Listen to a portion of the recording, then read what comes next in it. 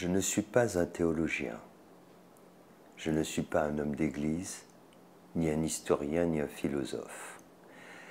Ce n'est donc pas à partir de ces différents points de vue que j'aborderai les enseignements de Jésus.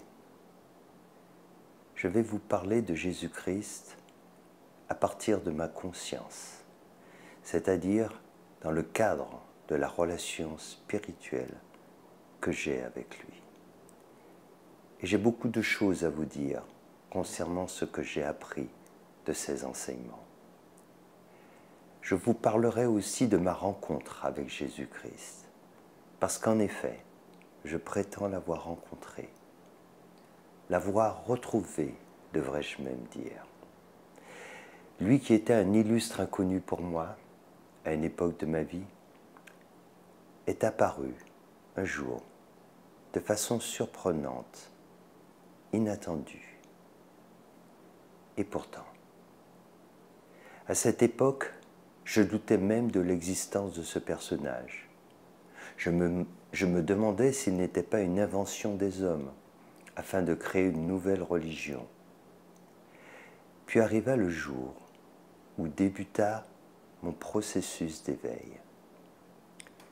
À partir de ce moment, j'ai commencé à entendre des choses que mes oreilles ne me permettaient pas d'entendre, à voir ce que mes yeux ne pouvaient pas me montrer, à comprendre des choses totalement hors de portée de mes facultés mentales. En m'élevant en conscience, j'ai découvert que le temps n'existait pas tel que je le percevais d'en bas. J'ai découvert que mon être spirituel avait accès à toutes les dimensions du temps, passé, présent, futur, et cela à tout moment. C'est ainsi que j'ai fait la rencontre de grandes âmes, qui pour certaines s'étaient incarnées sur Terre il y a plusieurs siècles et même plusieurs milliers d'années. C'est de cette façon que j'ai fait la rencontre de Jésus-Christ. Plus qu'une rencontre, il s'agit d'une communion de cœur à cœur, une communion d'âme à âme. Car à ce stade de conscience, les âmes ne communiquent pas ensemble, elles communient. À l'instant où cette communion s'est faite avec Jésus-Christ, tous mes doutes se sont dissipés instantanément, de même que toutes mes questions. C'était comme si mes doutes et mes interrogations n'avaient jamais existé. En fait, il ne restait que les réponses, lumineuses, souvent éblouissantes, parfois même étourdissantes, mais toujours riches d'enseignements, de paix et d'amour. J'ai compris à ce moment-là que l'accès à un certain niveau de connaissance m'avait été accordé. Je l'ai accueilli avec une profonde gratitude, comme une grâce divine. Ainsi, tout ce que je vous dirai à propos de Jésus provient de cette communion d'âme à âme. Toutefois, cette expérience que j'ai vécue, de même que les enseignements que j'ai reçus, sont indescriptibles. Les mots que j'utiliserai ne peuvent qu'être réducteurs. Parfois donc j'utiliserai le silence pour tâcher de vous transmettre un peu de cette extraordinaire expérience, de cette expérience christique et des enseignements qui en découlent. Je considère Jésus comme le plus grand révolutionnaire de tous les temps. C'est lui que Dieu a choisi pour lancer la plus extraordinaire des révolutions. Mais je parle bien de Jésus, devenu Jésus-Christ, non pas du christianisme, qui est l'ensemble des religions fondée sur l'enseignement du Christ. Jésus, lui, n'a pas fondé d'Église. Il n'a pas créé la religion catholique, ni protestante, ni orthodoxe, ni aucune autre. Pour autant, il a délivré un message profondément religieux. Et il a mis en lumière, à travers ses enseignements, à travers sa vie, une religion qu'il considère comme universelle. C'est la religion de l'amour. La révolution que Jésus a initiée il y a 2000 ans et qui se poursuit jusqu'à aujourd'hui, après son passage éclair sur la terre, n'a pas d'égal dans l'histoire de l'humanité. C'est la révolution du cœur, la révolution de l'amour divin, de l'amour inconditionnel. Jésus-Christ nous a délivré cet enseignement majeur. Tu aimeras ton prochain comme toi-même. Il est écrit dans les évangiles que Jésus a dit, le premier commandement est « Tu aimeras le Seigneur ton Dieu de tout ton cœur, de toute ton âme, de toute ta pensée, de toute ta force. » Le second commandement est « Tu aimeras ton prochain comme toi-même. » Il n'y a pas d'autre commandement plus grand que cela. C'est ce que Jésus nous a enseigné. Ces deux commandements que Jésus déclare comme les plus grands font référence à l'amour. Et pour ceux qui doutaient encore de son message incroyable de paix et d'amour, Jésus a rajouté ceci. Je ne suis pas venu pour les justes, mais pour les pécheurs. Vous avez entendu qu'il a été dit, tu aimeras ton prochain et tu haïras ton ennemi. Eh bien moi, je vous dis, aimez vos ennemis. Pour Jésus, l'amour est donc le plus grand des commandements. Tu aimeras Dieu de tout ton cœur, de toute ton âme, et tu aimeras ton prochain comme toi-même. C'est bien la révolution du cœur. Et Jésus a lancé cette révolution planétaire il y a 2000 ans. Pouvons-nous croire un seul instant que Jésus était un être naïf? Non, certainement pas. Jésus n'était pas crédule. Il était conscient que ce processus mettrait beaucoup de temps et se heurterait à de nombreuses résistances. Mais il savait aussi que chaque être humain devait prendre part à cette révolution majeure pour son propre salut et celui de l'humanité. C'est en effet l'amour, et seulement l'amour, qui peut sauver le monde. Il n'existe aucune autre alternative. L'amour est cette arche de Noé qui nous permet de traverser l'océan tumultueux de la vie sans sombrer. En vérité, il n'y a que l'amour qui peut nous aider à surmonter les innombrables épreuves que nous rencontrons tout au long de nos incarnations. Et ce n'est que l'amour qui nous permet d'accéder au stade supérieur de vie, celui de la conscience. Celui de la conscience auquel chaque être humain doit parvenir pour se libérer du cycle des morts et des naissances. Pour que vous ressentiez avec moi, en cet instant, la puissance transformatrice de l'amour divin, de l'amour inconditionnel, je vous propose d'imaginer, comme Jésus l'a enseigné, un monde où chaque être humain aime son prochain comme lui-même. Prenons le temps ensemble de visualiser ce monde à travers des scènes de vie, telles que des sourires, des moments de partage, de tendresse, d'empathie, de bienveillance. Laissez votre cœur s'ouvrir afin de ressentir la compassion y grandir. Puis, laissez cette compassion se déverser vers tous les êtres.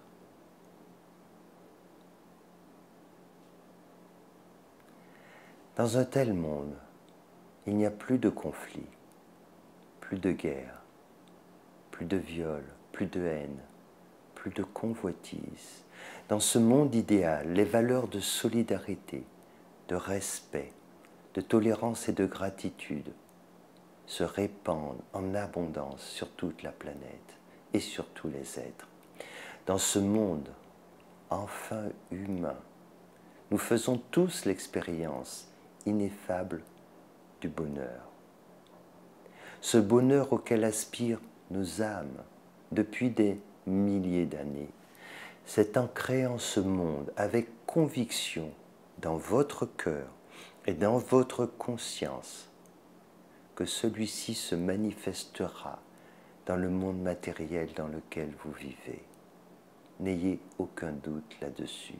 C'est ce monde que Jésus nous propose de bâtir. Et les fondations de ce monde, c'est l'amour. Sur de telles fondations, nous pouvons ériger tout ce que nous souhaitons, sans limite.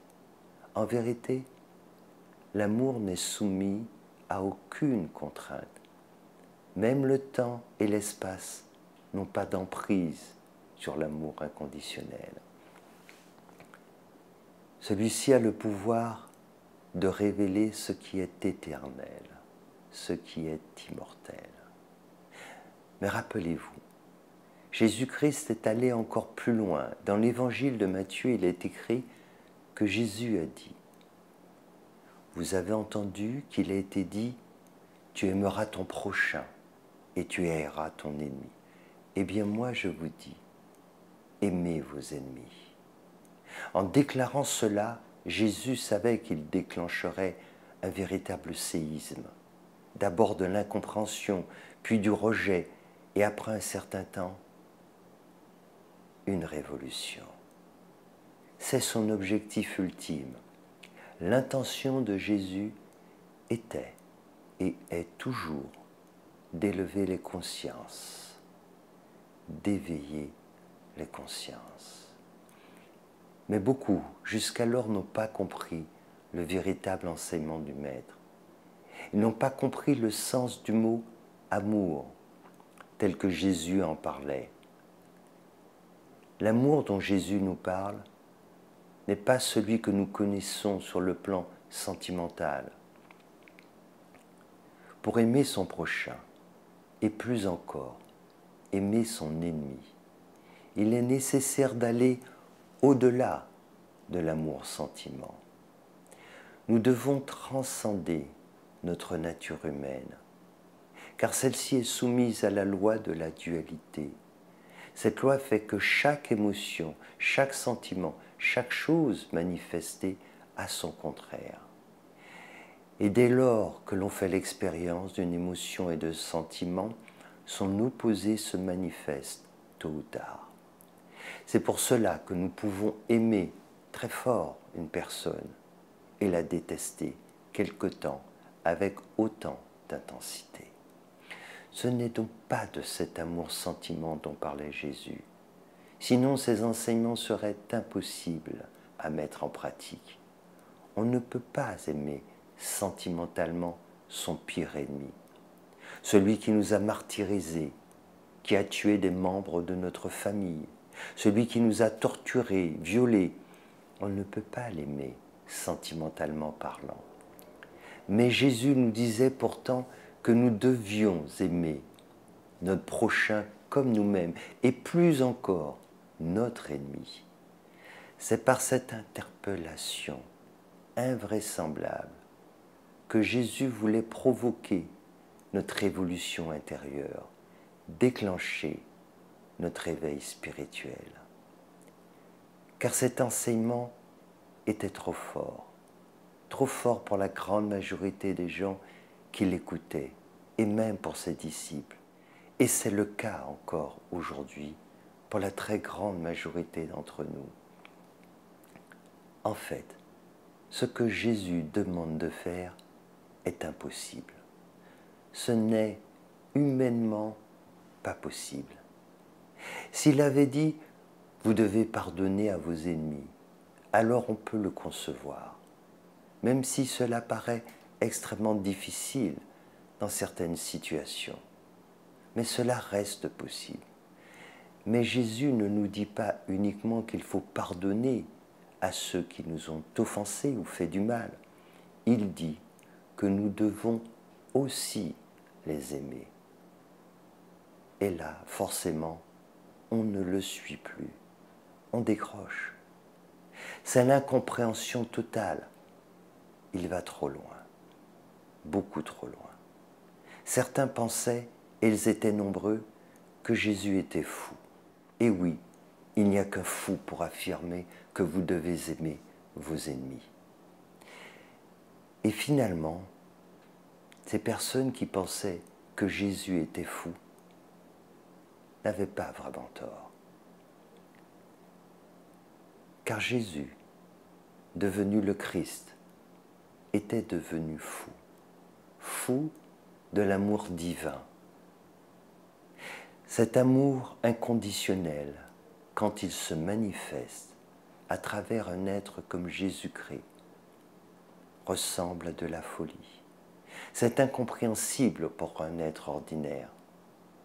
C'est pour cela que quasiment personne ne comprenait les paroles du Maître, et c'est encore largement le cas aujourd'hui. Son enseignement est trop fort, comme le disaient certains de ses disciples.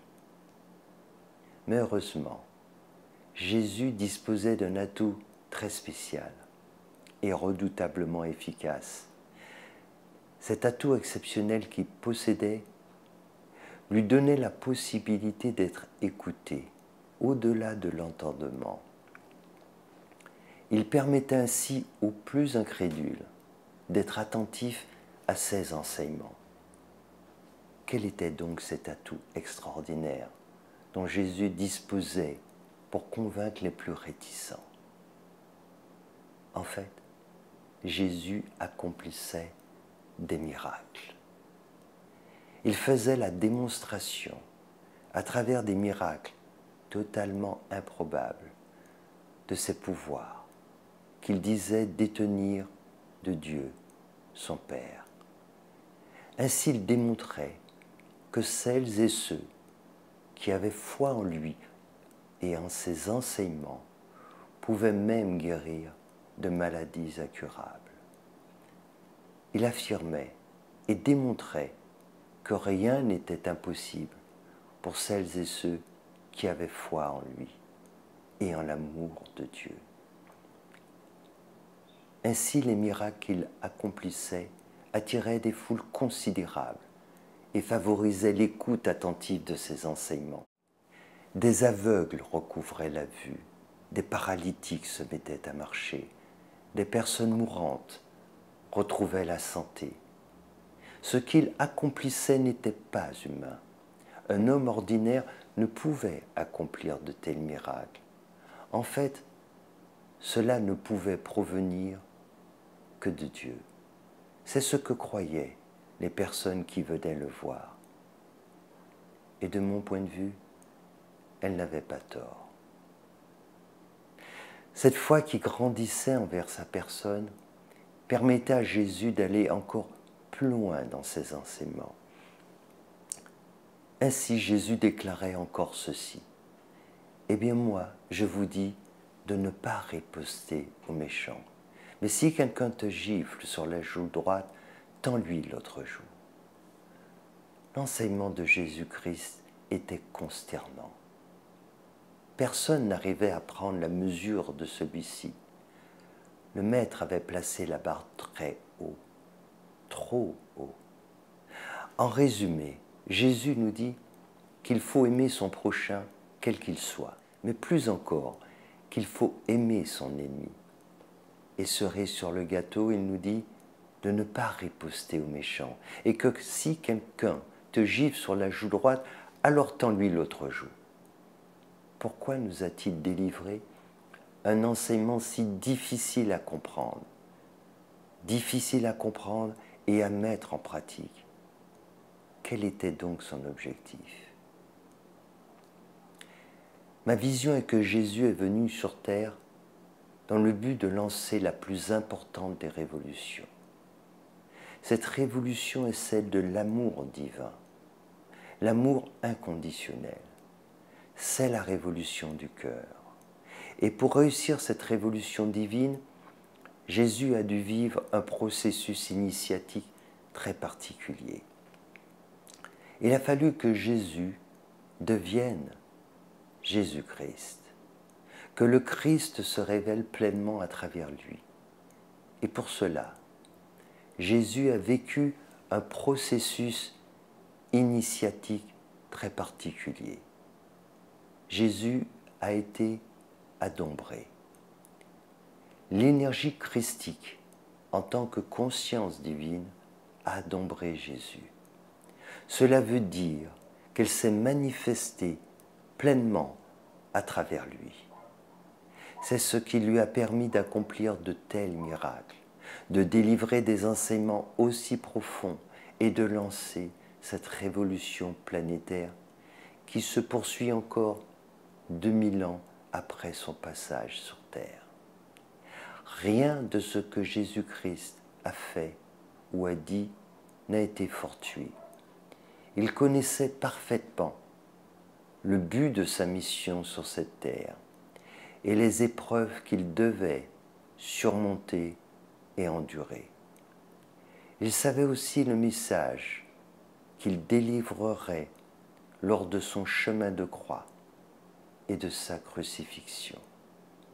Et jusqu'à son dernier souffle, il n'a exprimé aucun ressentiment envers ses bourreaux, aucune haine, aucune colère, juste de la compassion, beaucoup de compassion. En vérité, le Christ ne peut exprimer que de la compassion.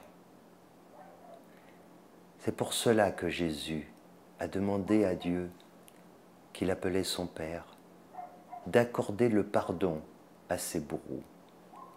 Car, lui a-t-il dit, c'est l'ignorance qui les a poussés à commettre ces actes odieux dont je suis victime, mais que lui, Jésus-Christ, leur avait déjà pardonné.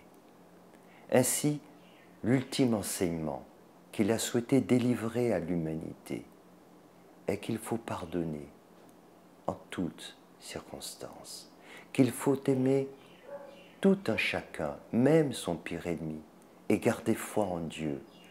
Écoutez bien ce que je vais vous dire.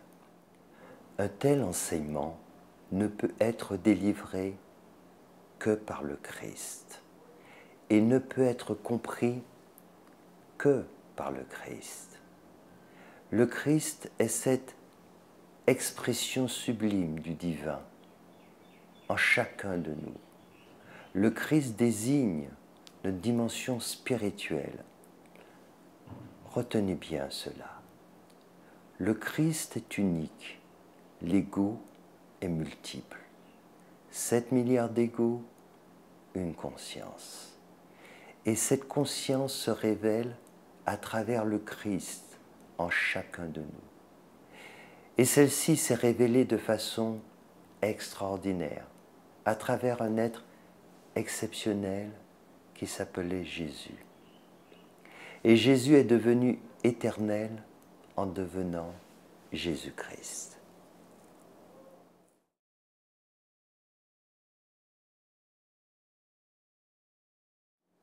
Mais il y a un autre enseignement sacré que Jésus a transmis à quelques rares disciples.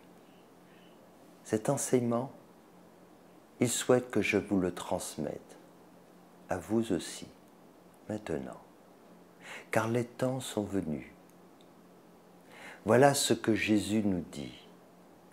Le Christ peut se révéler à tout instant en chacun de vous, dans votre cœur.